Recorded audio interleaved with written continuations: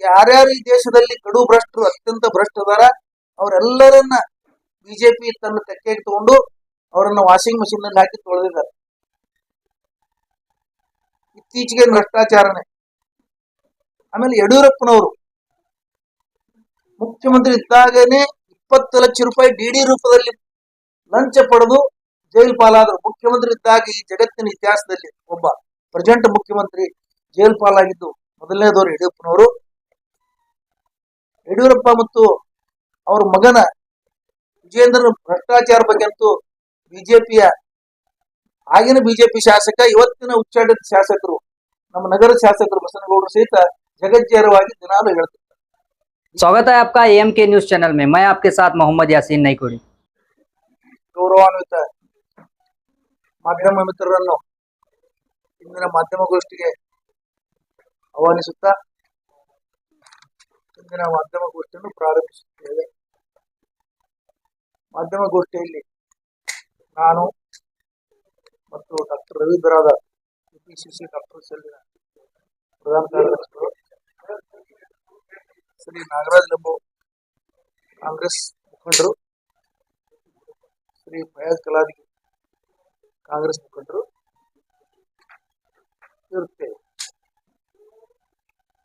ಇವತ್ತಿನ ವಿಷಯ ಏನಂದ್ರೆ ಭ್ರಷ್ಟಾಚಾರದ ಬಗ್ಗೆ. 2 ದಿವಸದ ಹಿಂದೆ ಶಿರಟ್ಟಿಯ ಬಿಜೆಪಿ ಶಾಸಕರಾದ ಡಾಕ್ಟರ್ ಚಂದ್ರು ಲಮಾಣಿ ಅವರು 11 ಲಕ್ಷ ರೂಪಾಯಿಗಳಿಗೆ ವ್ಯವಹಾರ ಕುದುರಿಸಿ 5 ಲಕ್ಷ ರೂಪಾಯಿ ನಗದು ಸ್ವೀಕರಿಸುವಾಗ ಕರ್ನಾಟಕ ಲೋಕಾಯುಕ್ತ ಪೊಲೀಸರು ಬಲೆಗೆ ಬಿದ್ದಿದ್ದಾರೆ. ಅವರು ಈಗಾಗಲೇ ಜೈಲು ಪಾಲಾಗಿದ್ದಾರೆ. ಅವರು ಬಿಜೆಪಿಯ ಶಾಸಕರು. ಇವರು ಈಗಾಗಲೇ ಕೆಲವು ಹಗರಣ, ಸರ್ಕಾರಿ ಡಾಕ್ಟರ್ ನೌಕರಿ ಮಾಡುವಾಗ, ಸರ್ಕಾರಿ ವೈದ್ಯರಿದ್ದಾಗ ಹಗರಣಗಳಲ್ಲಿದ್ರು. ಅವರು ಅಷ್ಟು ಹಗರಣಗಳಲ್ಲಿದ್ರೂ ಸಹಿತ ನಾವು ಬಹಳ ಪ್ರಾಮಾಣಿಕರಂತ ಹೇಳ್ಕೊಳ್ಳಂತ ಬಿಜೆಪಿಯವರು ಅವರಿಗೆ ಕರೆದ ಟಿಕೆಟ್ ಕೊಟ್ಟು, ಬಿಜೆಪಿ ಟಿಕೆಟ್ ಕೊಟ್ಟು ಶಿರಟ್ಟಿಯಿಂದ ಶಾಸಕರನ್ನಾಗಿ ಆರಿಸಿದ್ದಾರೆ. ಇದು ಭ್ರಷ್ಟಾಚಾರದ ಒಂದು ಮುಖವಾಡ. ಇನ್ನ ಈ ಬಿಜೆಪಿಯವರು ಇವರೊಬ್ಬರೇ ಏನು ಮೊದಲಿಗರಲ್ಲ. ಈ ಹಿಂದ ಕೆಜಿಎಫ್ ಬಿಜೆಪಿ ಶಾಸಕರಾದಂತ ವೈ ಸಂಪಂಗಿ ಅವರು ಸುಮಾರು 11 ಲಕ್ಷಗಳ ವ್ಯವಹಾರದಾಗ ಅವರು ರೆಡ್ ಹ್ಯಾಂಡ್ ಸಿಕ್ಕು ಅವರು ಅರೆಸ್ಟ್ ಆಗಿ ಅವರು ಜೈಲು ಪಾಲಾಗಿ. ಆ ನಂತರ ಚನ್ನಗಿರಿ ಶಾಸಕರಾದಂತ ಮಾಡಾಳು ವಿರೂಪಾಕ್ಷಪ್ಪನವರು ಕರ್ನಾಟಕ ರಾಜ್ಯ ಸಾಬೂನು ಮತ್ತು ಮಾರ್ಜಕ ಕಾರ್ಖಾನೆ ಅಧ್ಯಕ್ಷರಾಗಿದ್ದ ಅವಧಿಯಲ್ಲಿ ಕಚೇರಿಯಲ್ಲಿನೇ 40 ಲಕ್ಷ ರೂಪಾಯಿಗಳು ಲಂಚ ಸ್ವೀಕಾರ ಮಾಡುವಾಗ ರೆಡ್ ಹ್ಯಾಂಡ್ ಆಗಿ ಪೊಲೀಸರ ಕೈ ಸಿಕ್ಕಾಕೊಂಡ್ರು. ಕಚೇರಿಯಲ್ಲಿ 1,60,00,000 ರೂಪಾಯಿ ನಗದು ಸಿಕ್ಕು. ಅವ್ರ ಮನೆಯಲ್ಲಿ 6 ಕೋಟಿ ರೂಪಾಯಿ ನಗದು ಹಣ ಸಿಕ್ಕು. ಅವರು ಜೈಲು ಪಾಲಾದರು. ಆದರೂ ಸಹಿತ ಬಿಜೆಪಿಯವರು ನಾವು ಪ್ರಾಮಾಣಿಕರು, ಸತ್ಯ ಹರಿಶ್ಚಂದ್ರನ ಉದರದವರು ಅಂತ ಹೇಳ್ಕೊಳ್ತಾ ತಿರುಗಾಡ್ತಾರೆ. ಯಾರ್ಯಾರು ಈ ದೇಶದಲ್ಲಿ ಕಡು ಭ್ರಷ್ಟರು ಅತ್ಯಂತ ಭ್ರಷ್ಟದಾರ ಅವರೆಲ್ಲರನ್ನ ಬಿಜೆಪಿ ತನ್ನ ತೆಕ್ಕೆಗೆ ತಗೊಂಡು ಅವರನ್ನ ವಾಷಿಂಗ್ ಮಷಿನ್ ನಲ್ಲಿ ಹಾಕಿ ತೊಳೆದಿದ್ದಾರೆ. ಇತ್ತೀಚೆಗೆ ನಿಧನರಾದಂತಹ ದಿವಂಗತ ಅಜಿತ್ ಪವಾರ್ ಅವರು 70,000 ಕೋಟಿ ಹಗರಣದಾಗ ಸಿಗಾಕೊಂಡಿದ್ರೆ ಅಂತವ್ರಿಗೆ ತಗೊಂಡು ಇವರು ಮುಖ್ಯಮಂತ್ರಿ ಮಾಡಿದ್ರು. ಪಶ್ಚಿಮ ಬಂಗಾಳದಲ್ಲಿ ಸರ್ಕಾರ ಅನ್ನಂತ ಒಬ್ಬ ವ್ಯಕ್ತಿ ಕೋಟಿ ರೂಪಾಯಿಗಳನ್ನ ಭ್ರಷ್ಟಾಚಾರ ಸಿಕ್ಕಾಕೊಂಡಾಗ ಅವ್ರಿಗೂ ತಗೊಂಡ್ರೆ ಇಂಥ ಸಾವಿರಾರು ಉದಾಹರಣೆಗಳಿದಾವೆ. ಹಿಂದ ಬಿಜೆಪಿ ಅಧ್ಯಕ್ಷ ಆಗಿದ್ರೊಬ್ರು ಬಂಗಾರು ಲಕ್ಷ್ಮಣ್ ಅಂತ, ಅವರು ಲಂಚದ ವಿಷಯದಲ್ಲಿ ದಿಲ್ಲಿಯಲ್ಲಿ ಅರೆಸ್ಟ್ ಆಗಿದ್ರು. ಅವರು ರೆಡ್ ಹ್ಯಾಂಡ್ ಸಿಕ್ಕಿದ್ರು. ಇದು ಭ್ರಷ್ಟಾಚಾರನೆ. ಆಮೇಲೆ ಯಡಿಯೂರಪ್ಪನವರು ಮುಖ್ಯಮಂತ್ರಿ ಇದ್ದಾಗನೇ 20 ಲಕ್ಷ ರೂಪಾಯಿ ಡಿಡಿ ರೂಪದಲ್ಲಿ ಲಂಚ ಪಡೆದು ಜೈಲು ಪಾಲಾದರು. ಮುಖ್ಯಮಂತ್ರಿ ಇದ್ದಾಗ ಈ ಜಗತ್ತಿನ ಇತಿಹಾಸದಲ್ಲಿ ಒಬ್ಬ ಪ್ರೆಸೆಂಟ್ ಮುಖ್ಯಮಂತ್ರಿ ಜೈಲು ಪಾಲಾಗಿದ್ದು ಮೊದಲನೇದವರು ಯಡಿಯೂರಪ್ಪನವರು. ಯಡಿಯೂರಪ್ಪ ಮತ್ತು ಅವ್ರ ಮಗನ ವಿಜೇಂದ್ರ ಭ್ರಷ್ಟಾಚಾರ ಬಗ್ಗೆ ಅಂತೂ ಬಿಜೆಪಿಯ ಆಗಿನ ಬಿಜೆಪಿ ಶಾಸಕ ಇವತ್ತಿನ ಉಚ್ಚಾಟಿತ ಶಾಸಕರು ನಮ್ಮ ನಗರ ಶಾಸಕರು ಬಸನಗೌಡರು ಸಹಿತ ಜಗಜ್ಜಾರವಾಗಿ ದಿನಾಲು ಹೇಳ್ತಿರ್ತಾರೆ. ಬಿಜೆಪಿ ಚಿಹ್ನೆಯಿಂದ ಆರಿಸಿ ಬಂದಾರ.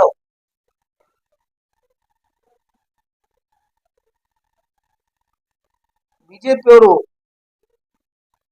ಬಹಳ ಪ್ರಾಮಾಣಿಕರಿದ್ದೀವಿ ಅಂತ ಹೇಳ್ತಾ ಇದ್ದಾರೆ. ಇಡೀ ರಾಷ್ಟ್ರದ ಪ್ರತಿಯೊಂದು ಜಿಲ್ಲೆಯಲ್ಲಿ ಇವತ್ತು ಬಿಜೆಪಿಯ ಕೋಟಿ ಕೋಟ್ಲೆ ಹಣ ಖರ್ಚು ಮಾಡಿ ಸ್ವಂತ ಆಫೀಸುಗಳನ್ನು ಕಟ್ಟಿದ್ದಾರೆ. ಇದೆಲ್ಲಿ ಹಣ? ಪವಿತ್ರ ಹಣನ?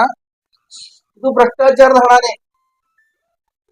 ಭ್ರಷ್ಟಾಚಾರವನ್ನು ಮುಚ್ಚಾಕ್ಲಿಕ್ಕೆ ಕಾಂಗ್ರೆಸ್ ಸರ್ಕಾರ ತಂದಂತ, ಹಿಂದಿನ ಯುಪಿಎ ಸರ್ಕಾರ ತಂದಂತ ಮಾಹಿತಿ ಹಕ್ಕು ಕಾಯ್ದೆ ದುರ್ಬಲಗೊಳಿಸ್ತಾ ಇದ್ದಾರೆ ದಿನನಿತ್ಯ. ಇಡೀ ಭಾರತ ಸರ್ಕಾರದ ಎಲ್ಲ ಯಾರು ಮಾತಾಡಬೇಡ್ರಿ ಹಿಂದ, ಇಡೀ ಭಾರತ ಸರ್ಕಾರದ ಕಾಯ್ದೆ ಮಾಡಿದವರು ಇವರು, ಆ ಬಾಂಡ್ಗಳ ಬಿಡುಗಡೆ ಮಾಡಿದವರು ಇವರು, ಆ ಬಾಂಡ್ಗಳ ಮುಖಾಂತರ ಕೋಟಿ ಕೋಟಿ ಲಕ್ಷ ಗಟ್ಟಲೆ ಕೋಟಿ ರೂಪಾಯಿ ಭ್ರಷ್ಟಾಚಾರದ ಹಣ ಸಂಗ್ರಹಿಸಿದವರು ಇವರು, ಉದ್ಯಮಗಳನ್ನು ಹೆದರಿಸಿ, ಕಾಂಟ್ರಾಕ್ಟ್ಗಳನ್ನು ಹೆದರಿಸಿ ಅಲ್ಲಿ ಫಂಡ್ ತಗೊಂಡವ್ರು ಇವರು. ಇದೆಲ್ಲ ಸುಪ್ರೀಂ ಕೋರ್ಟ್ ಆದೇಶ ಪ್ರಕಾರ ಇಡೀ ದೇಶದ ಜಗಜ್ಜಾರಾಗಿದೆ. ಇವರು ಭ್ರಷ್ಟಾಚಾರದ ಮುಖವಾಡ ಬಯಲಾಗಿದೆ. ಎಲ್ಲಿಂದ ಬರ್ತಿದೆಲ್ಲ? ಇವರು ಪ್ರಾಮಾಣಿಕರಿದ್ರ ಇವತ್ತಿಗೂ ನರೇಂದ್ರ ಮೋದಿ ಅವರ ನೇತೃತ್ವದಲ್ಲಿ ಮಾಡಿದಂತ PM ಕೇರ್ ಫಂಡ್ ಅದನ್ನು ಡಿಕ್ಲೇರೇ ಮಾಡ್ತಾ ಇಲ್ಲ. ಅದು ಯಾರು ಕೇಳಬಾರ್ದಂತ ಕಾಯ್ದೆನೇ ಮಾಡಿಬಿಟ್ಟಿದೆ.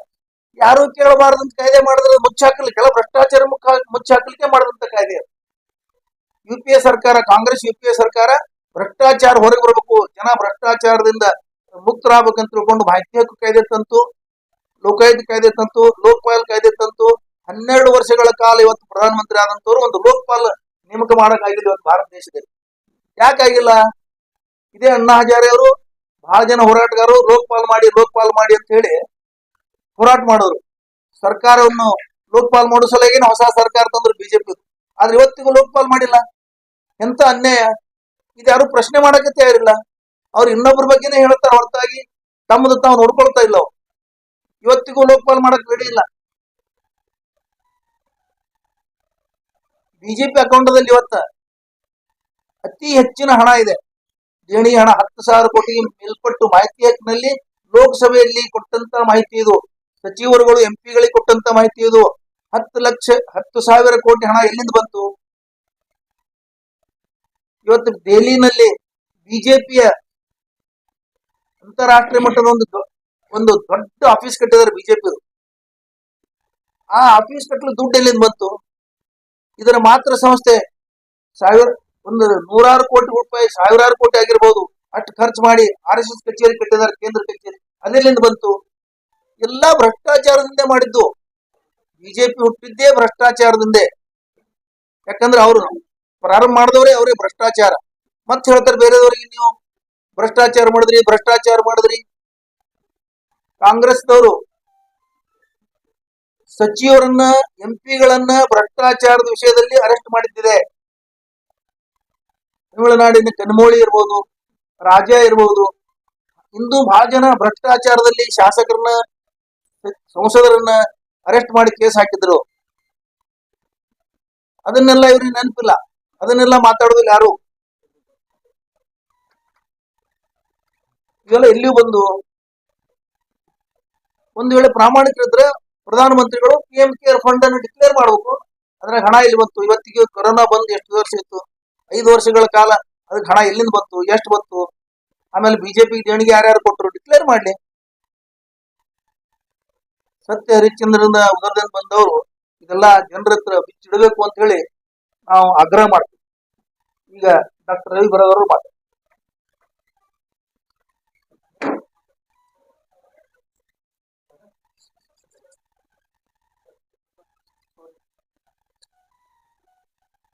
ನಿನ್ನಿನ ದಿನ ಏನು ಬಿಜೆಪಿ ಶಿರಟ್ಟಿ ಶಾಸಕರನ್ನ ಲಂಚ ಪಡಿತಕ್ಕಂಥ ಸಂದರ್ಭದಲ್ಲಿ ಅರೆಸ್ಟ್ ಮಾಡ್ತಕ್ಕಂಥದ್ದು. ಈ ಬಿಜೆಪಿ ಅಂದ್ರೆ ಭ್ರಷ್ಟ ಜನತಾ ಪಕ್ಷ. ಬಿಜೆಪಿ ಅಂದ್ರೆ ಭ್ರಷ್ಟ ಜನತಾ ಪಕ್ಷ. ಇವರು ಹೇಳೋದು ಮಾಡುವುದು ಏನಂದ್ರೆ ನಾ ಕಾವುಂಗ ನಾ ಕಾನೇನುಂಗ ಅಂತ ಹೇಳಿದ್ರು ಮೋದಿಯವರು. ಈಗ ಪರಿಸ್ಥಿತಿ ದೇಶದೊಳಗೆ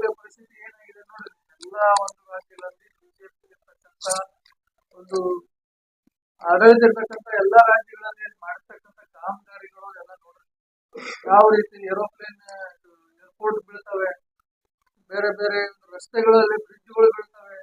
ಇವೆಲ್ಲ ಯಾಕೆ ಬೀಳ್ತಾವು? ಇವನ್ ಗುಜರಾತ್ ನಲ್ಲಿ ಅಹಮದಾಬಾದ್ ಏನು ಮಾಡೋದು ಅಂತ ಹೇಳಿದ್ರೆ, ಗುಜರಾತ್ ಮಾಡೋದು ಗುಜರಿ ಮಾಡೋದು ಅಂತ ನಂಗೆ ಗೊತ್ತಿಲ್ಲ.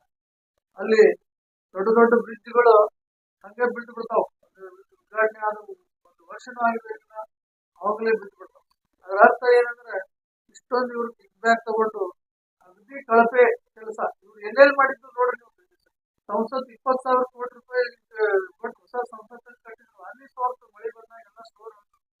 ಇವ್ರು ರಾಮ ಮಂದಿರ ಕಟ್ಟಿದ್ರೆ ಎಲ್ಲ ಚೆಂದ ಐತಿ, ನಾವು ಮಾಡಿದ್ವಿ ನಾವು ಕಟ್ಟಿದ್ವಿ ಅಂತ ಹೇಳಿ ರಾಮ ಕಟ್ಟಿದ್ವಿ ಅಂತ ಹೇಳ್ತೀನಿ ಮೋದಿ ಅವ್ರು ಹೇಳ್ತಾರೆ. ಆ ದೊಡ್ಡ ಪ್ರಮಾಣದಾಗ ಈಗ ರಾಮ ಮಂದಿರ ಕಟ್ಟಿದ್ರು, ಅಲ್ಲಿ ಕೂಡ ಅದು ಕೂಡ ಮಳೆಗಾಲ ಎಲ್ಲ ಸ್ಟೋರ್ ಹೋಗ್ತು. ಆ ರೀತಿಯಾಗಿ ಇವ್ರು ಏನಂದ್ರೆ, ಇವ್ರು ಭ್ರಷ್ಟಾಚಾರವರೇ ಇವರ ತಾಯಿ, ಇವರ ತಂದೆ. ಇವ್ರದ್ದೇನು ಭ್ರಷ್ಟಾಚಾರವನ್ನೇ ಹುಟ್ಟಿರ್ತಕ್ಕಂಥವ್ರು ಇವರು. ಇದನ್ನ ಬಿಟ್ಟರೆ ಇವ್ರಿಗೆ ಬೇರೆ ಏನೂ ಗೊತ್ತಿಲ್ಲ. ತಾವು ಮಾಡಿದ್ದಷ್ಟೇ ಸರಿ, ಉಳಿದವ್ರು ಮಾಡಿದ ತಪ್ಪು ಅಂತ ಹೇಳ್ಕೊಂಡು ಏನೋ ಹೇಳ್ಕೊಂಡು ತಾವು ಏನ್ ಮಾಡ್ತಾರೆ ಎಲ್ಲ ಸರಿ. ಭ್ರಷ್ಟಾಚಾರ ಮಾಡಿದ್ರು ಸರಿ, ಅತ್ಯಾಚಾರ ಮಾಡಿದ್ರು ಸರಿ, ಅವರು ಬರೀ ಇದೇ ಮಾಡ್ತಾ ಇರ್ತಕ್ಕಂಥ ಭಾರತೀಯ ಜನತಾ ಪಕ್ಷದವರು ಬರೀ ಭ್ರಷ್ಟಾಚಾರಿಗಳು, ಅತ್ಯಾಚಾರಿಗಳು. ನೋಡ್ರಿ, ಎಲ್ಲ ಅತ್ಯಾಚಾರ ಗೌರವಿಸ್ಕೊಂಡ್ರೆ ಇಂಥ ಒಂದು ರಾಷ್ಟ್ರಭಕ್ತಿ ಅದು ಹೇಳ್ತಾರೆ. ಯಾವುದೇ ಏನು ರಾಷ್ಟ್ರಭಕ್ತಿ ಇಲ್ಲ, ಏನೂ ಇಲ್ಲ. ತಮ್ಗೇನ್ ತಿಳಿದ್ರು, ತಮ್ಗೇನ್ ಬೇಕು ಅದನ್ನ ಮಾಡ್ತಕ್ಕಂಥ ಒಂದು ಕೆಟ್ಟವಾಗಿರ್ತಕ್ಕಂಥ ಒಂದು ಪಕ್ಷ, ಸರ್ಕಾರ ಇವತ್ತು ಭಾರತೀಯ ಜನತಾ ಪಕ್ಷದವರು ಇದ್ದಾರೆ ಅಂತಕ್ಕಂಥ ಮಾತನ್ನ ಯಾರೇನು ಕೇಳ್ತಾರೆ ಕೇಳಿ. ಅತ್ಯಾಚಾರಿಗಳು ಎಷ್ಟು ಮಂದಿ ಇದಾರಲ್ರಿ ಗುರುಗಳ ಪಕ್ಷದಾಗೆ? ಯಡಿಯೂರಪ್ಪನವರು ಇದ್ದಾರೆ, ಮತ್ತೆ ಎಲ್ಲ ಇಡೀ ಆಲ್ ಓವರ್ ಇಂಡಿಯಾ ಹೋಗಿ ಎಲ್ಲರೂ ಇದ್ದಾರೆ. ಎಫ್ಸಿನ್ ಫೈಲ್ಸ್ ಇದ್ದಾರೆ. ಎಫ್ಸಿನ್ ಫೈಲ್ಸ್ ಏನ್ರಿ ಗುರುಗಳೇ? ಎಫ್ಸಿನ್ ಫೈಲ್ಸ್ ಅಲ್ಲಿ ಯಾಕೆ ಸಡನ್ ಆಗಿ ಏನು ಟ್ರಂಪ್ ಅವ್ರು ಹೆಂಗ್ ಹೇಳ್ತಾರೆ ಹಂಗೆ ಹೇಳಕತ್ತಾರಲ್ಲ ಮೋದಿಜಿ ಅವರು? ಒಮ್ಮೆ ಸಡನ್ ಆಗಿ ನಾ ರಷ್ಯಾ ದೊಡ್ಡದಿಗೆ ಒಪ್ಪಂದ ಮಾಡಿದ್ದೀವಿ, ಎಲ್ಲ ರಷ್ಯಾ ಒಂದು ಎಷ್ಟೊಂದು ದೇಶಗಳು ಕೂಡಿದ್ದೇನೆ. ಆ ತಕ್ಷಣ ಮುಂದಿನ ಒಂದು ವಾರ 15 ದಿನದಾಗೆ ಎಫ್ಸಿನ್ ಫೈಲ್ಸ್ ಎದುರಿಸಿ ಟ್ರಂಪ್ ಇದ್ದಾರೆ. ಇದಾಗ ಏನ್ ಮಾಡ್ಬೇಕಂದ್ರೆ ಟ್ರಂಪ್ ಹೇಳ್ತಾ ಇದ್ದಾರೆ, ಇಷ್ಟು ಪರ್ಸೆಂಟೇಜ್ ನೀವು ಟ್ಯಾಕ್ಸ್ ಕೊಡ್ಬೇಕು, ಕೊಡಬಾರ್ದು, ನಮ್ಮ ಅಮೆರಿಕನ್ ಪ್ರಾಡಕ್ಟ್ ಕೊಡಬಾರ್ದು. ಅವ್ರು ಹೆಂಗ್ ಹೇಳ್ತಾರೆ ಹಂಗ್ ಮಾಡ್ತಾ ಇದ್ದಾರೆ. ಅವ್ರವ್ರು ಏನೋ ಕೇಳ್ತಾರೆ. ಮತ್ತೆ ರಮೇಶ್ ಜಾರಕಿಹೊಳಿ ಅವರು ಎಲ್ಲಿ ಎದುರಾಗಿ ಯಾವ ಕೇಸ್ನ ಸಿಕ್ಕೊಳ್ತೀರಿ ಮಕ್ಕಳೇ? ಜಾರಕಿಹೊಳಿ ಅವರು ಲಾಸ್ಟ್ ನೋಡಿರಲ್ಲ, ಎಷ್ಟು ಬೇಕ್ರಿ ಉದಾಹರಣೆ. ಹಾಲಪ್ಪನವರು, ಜಾರಕಿಹೊಳಿ ಅವರು, ಯಡಿಯೂರಪ್ಪನವರು, ಇಲ್ಲಿ ಮತ್ತೆ ಇಲ್ಲಿ ಕೆಲವರು ಇಲ್ಲಿಯವರು ಜನಪ್ರತಿನಿಧಿಗಳು ಲೋಕಲ್ ಅವರು ಫೀಲಿಂಗ್ ಸ್ಟೇಟ್ ಅಂತಾರೆ. ಎಷ್ಟೊಂದು ಜನ ಯಾಕೆ ಅಂತಾರೆ ಅವೆಲ್ಲ ಅತ್ಯಾಚಾರ ಕೇಸುಗಳಿಗೆ? ನಿಮ್ಗೆ ಗೊತ್ತೈತಿ, ಮಾಧ್ಯಮದಲ್ಲಿ ನಿಮ್ಗೆ ಗೊತ್ತಿಲ್ಲ. ಮತ್ತೆ ಇನ್ನು ಭ್ರಷ್ಟಾಚಾರ ಬಗ್ಗೆ ಹೇಳ್ಬೇಕಂದ್ರೆ, ಅವ್ರದೇ ಪಕ್ಷದವ್ರು ಇನ್ನೊಂದು ಹೇಳಿದ್ರು, ಇದೇ ನಗರ ಶಾಸಕರು ಒಂದು ಅವಧಿಯೊಳಗೆ ಜಾಸ್ತಿ ಭೂಗಳ್ಳತನ ಆಗಿದೆ ಅಂತ ಹೇಳಿದ್ರು. ನಿನ್ನೆ ಅವರೇ ಹೇಳಿದ್ರು, ಭಾರತೀಯ ಜನತಾ ಪಕ್ಷದ ಮಾಜಿ ಶಾಸಕರು, ಮಾಜಿ ಮಂತ್ರಿಗಳು ಈ ಭಾರತೀಯ ಜನತಾ ಪಕ್ಷದ ಶಾಸಕರು ಇದ್ದಾಗನೇ ಅವ್ರ ಮುಂದೆನೆ ಆಗ್ಯಾರ ಬಿಜೆಪಿ ಅವರು ಹೇಳತ್ತ. ಮತ್ತೆ ಈ ನಗರ ಶಾಸಕರು ಹೋಗಿ ಹೇಳಿದ್ರು 2,500 ಕೋಟಿ ರೂಪಾಯಿ ಮುಖ್ಯಮಂತ್ರಿ ಆಗಕ್ಕೆ ಅಂತ ಹೇಳ್ಬೇಕಂತ ಹೇಳಿದ್ರು. ಶಾಸಕ ಉದಿಸ್ಬೇಕು ಎಲ್ಲ ನೋಡ್ರಿ ನೀವು. ಭ್ರಷ್ಟಾಚಾರದ ಒಂದು ಕೂಪ ಆಗಿಬಿಟ್ಟದ್ದು ಬಿಜೆಪಿ ಅಂದ್ರೆ ಭ್ರಷ್ಟ ಜನತಾ ಪಾರ್ಟಿ, ಬೇರೆ ಏನೇನೂ ಇಲ್ಲ.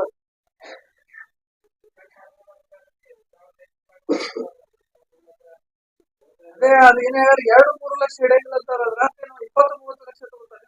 ಏನು 2-3 ಲಕ್ಷ ತಗೊಳ್ಳೋವಲ್ಲವ ಅಂತ ನೋಡ್ದಂಗ ಆಯ್ತು. 2-3 ಲಕ್ಷ ಅವ್ರದ್ದು ಕೆಪಾಸಿಟಿ ಅಲ್ಲ, ಇದಾಗಿನ ಹೆಚ್ಚೈತೆ 10 ಟೈಮ್ಸ್ ಇದೆ. ಇದು ಆ ಘಟನೆ ಆಗಿ 2-3 ದಿನ ಆಯ್ತು. ರಾಜ್ಯ ಮಟ್ಟದಲ್ಲಿ ಒಂದು ಮಾಹಿತಿ ಇಲ್ಲ, ಒಂದು ಬಗ್ಗೆ ಇಲ್ಲ. ಅಂದ್ರೆ ರಾಜ್ಯ ಮಟ್ಟದಲ್ಲಿ ಕಾಂಗ್ರೆಸ್ ಅದರ ಬಗ್ಗೆ ಇದೆ ಅವ್ರ ಮೇಲೆ ಹಿಂಗ್ ಮಾಡಿದಾರೆ ಅಂತ ಕಾಂಗ್ರೆಸ್ನವರು ಸುಮ್ಮನೆ ಯಾಕೆ ಕೂತಿದ್ದಾರೆ ಅನ್ನೋದು ಅರ್ಥ ಆಗ್ತಾ ಇದೆ. ಅವ್ರಿಗೆ ರಾಹುಲ್ ಗಾಂಧಿ ಅವರಿಗೆ ನರೇಂದ್ರ ಮೋದಿ ಅವರಿಗೆ ಬಹಳ ಅಂತರ ಇದೆ. ಮಹಿಳಾ ಸಂಸದರು ನರೇಂದ್ರ ಮೋದಿ ಅವರು ಕುರ್ಚಿ ಕಡೆ ಹೋದ್ರು ಅಂತ ತಿಳ್ಕೊಂಡು ಅವ್ರು ಸಂಸದಕ್ಕೆ ಬರಲಿಲ್ಲ, ಉತ್ತರ ಕೊಡ್ಲಿಲ್ಲ, ಹೆದರಿ. ರಾಹುಲ್ ಗಾಂಧಿ ಅವ್ರಿಗೆ ಹೆದರಿಕಿಲ್ಲ, ಯಾರು ಗುಂಡು ಹಿಡಿತೀವಿ ಅಂದ್ರೆ ಹೆದರಿಕಿಲ್ಲ, ಏನಿದ್ದು ಹೆದರಿಕಿಲ್ಲ. ಅದ್ರ ಬಗ್ಗೆ ನಾವೇನು ಮಾತಾಡೋ ಅವಶ್ಯಕತೆ ಇಲ್ಲ. ಅವ್ರ ಸ್ವಂತಕ್ಕೆ ಧೈರ್ಯವಂತ ಇಲ್ಲ. ಯಾರೋ ಒಬ್ರು ಹೇಳ್ತಾರೆ ಅಂತ ತಿಳ್ಕೊಂಡು ಅದನ್ನು ಬಹಳ ಸೀರಿಯಸ್ ತಗೊಳ್ಳಲ್ಲ ಅವರು. ಇವ್ರೆಷ್ಟು ಬರೀ ಹೆಣ್ಮಕ್ಳ ಕಡೆ ಹೋದ್ರು ಸಂಸದರು ತಿಳ್ಕೊಂಡು ಬಿರ್ಲಾ ಹೇಳ್ತಾರೆ ಇವರಿಗೆ ಕೊಲೆ ಮಾಡಕ್ ಬಂದಿದ್ರು ಅಂತ ಹೇಳ್ತಾರೆ. ಎಂತೆಂತ ನಾಚಿಕೆಗೇಡಿನ ವಿಷಯಗಳಿದೆಲ್ಲ. ಈ ಚರ್ಚೆ ಮಾಡಕ್ಕೆ ಆಗಲ್ಲ ಸಾರ್ವಜನಿಕರು ಅಂತ ಕೇಳು ಮಟ್ಟದ ಇವೆಲ್ಲ ವಿಷಯಗಳು. ದೇಶಕ್ಕಾಗಿ ಇಬ್ರು ಪ್ರಾಣ ಕೊಟ್ಟರು.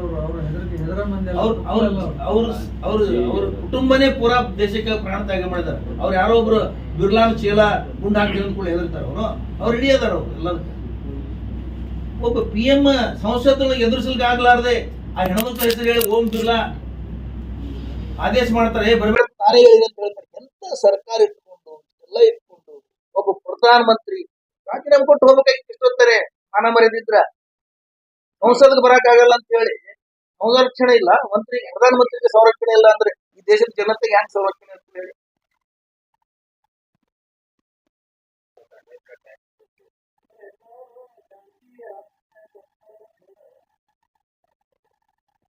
ನಾವು ಹುಚ್ಚರಿಗೆ ಅದು ಉತ್ತರ ಕೊಡಲ್ಲ ಸರ್, ಅಂತ ಪ್ರತಿಕ್ರಿಯೆ ಕೊಡಲ್ಲ. ಹುಚ್ಚರಿಗೆ ಮಾತಾಡ್ತಾರಲ್ಲ ಅವ್ರಿಗೆ ಪ್ರತಿಕ್ರಿಯೆ ಕೊಡಲ್ಲ. ಬಾಗಲಕೋಟದ ವಿಷಯ ನಾವು ಇನ್ನ ವಿಷಯ ಗ್ರಹಣ ಮಾಡ್ತಾ ಇದ್ದೀವಿ. ವಿಷಯ ಗ್ರಹಣ ಮಾಡಿ ಎದುರಿಗೆ ಅದೆಲ್ಲ ಹೇಳ್ತೀವಿ.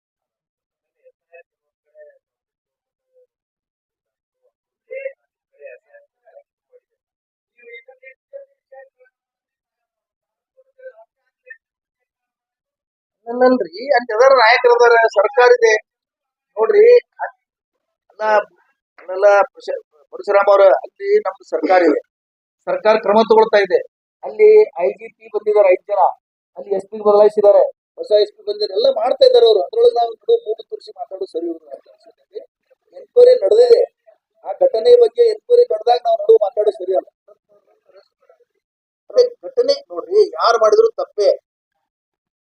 ಘಟನೆ ನಾವೆಲ್ಲ ಕೇಳ್ತಾ ಇದ್ವಿ, ಇವರು ಮುಸ್ಲಿಮರ ಕಲ್ಲಿ ಹೊಡೆದ್ರು ತಪ್ಪ, ಮುಸ್ಲಿಮೇತರರು ಹೊಡೆದ್ರು ತಪ್ಪ, ಸಂಘ ಪರಿವಾರದವ್ರ ಕಲ್ಲಿ ಹೊಡೆದ್ರು ತಪ್ಪ. ಒಂದ್ ಏನಂದ್ರೆ ನಮಗ ಮೇಲ್ನೋಟಕ್ಕೆ ಏನ್ ಅನ್ಸ್ತದ, ಅಲ್ಲಿ ಉಪಚುನಾವಣೆ ಬಂದಿದೆ, ಸಂಘ ಪರಿವಾರದವ್ರಿಗೆ ಬಿಜೆಪಿಯವರಿಗೆ ಒಂದು ಉಪಾಧ್ಯಕ್ಷ ಒಂದು ಏನು ಗದ್ದಲ ಎಬ್ಸೋದು ಅವಶ್ಯಕತೆ ಇದೆ. ಅವ್ರು ಇದನ್ನೇ ಒಂದು ದೊಡ್ಡ ಒಂದು ಇಟ್ಕೊಂಡು ಗದ್ದಲ ಎಬ್ಬಿಸೋದು ಪ್ರಯತ್ನ ಮಾಡ್ತಾ ಇದ್ದಾರೆ. ಚುನಾವಣೆಗೋಸ್ಕರ ಇದೆಲ್ಲ ಮಾಡ್ತಾ ಇದ್ದಾರೆ. 100% ಅದೇ ಇದೆ.